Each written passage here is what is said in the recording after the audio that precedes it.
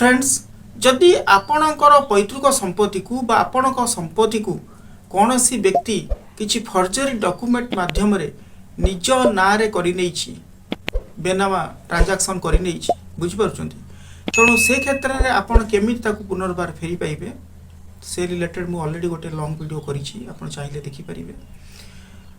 MT हुए कि गोटे जगह दीर्घ दिन धरी कि कौन फांका पड़ी तार कौन सी ओनर जना पड़ूनी बा तार ओनर आउट ऑफ स्टेट रोचे तेणु से जगह कौन हुए ना किसी राजस्व अधिकारी सहायतार किसी गुंडा श्रेणी लोक मैंने से फर्जरी डॉक्यूमेंट माध्यम फर्जरी दस्खत आदि देकी फर्जरी फोटो लगे से निज ना कर दे था तेणु आपण जेबे ठारू जानिले से जिनस गुड़िक एवं ताकू आपण ना को फेरे आने कि आपण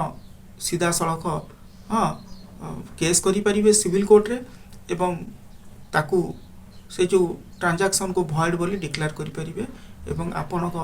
ना को फेरे आनीपर यार लिमिटेशन पीरियड रोचे 3 वर्ष जेबे ठारू जानिबार 3 वर्ष भितर एटा म्यूटेशन एक्ट सीधा सड़क कहीदे तो जेबे ठारू आपण जानिले तार 3 वर्ष भितर आपण केस दरज करिया पड़िबो सिविल कोर्ट रे। म्यूटेशन ऑर्डर को आपण चैलेंज करबा सहित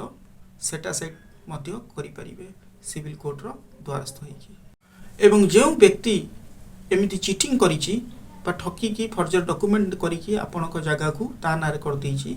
आपण क्रिमिनल प्रोसीडिंग मध्य करि परिबे जेमति बीएनएसएस रो 318 अनुसार बा आपण आईपीसी रो 420 अनुसार ताकू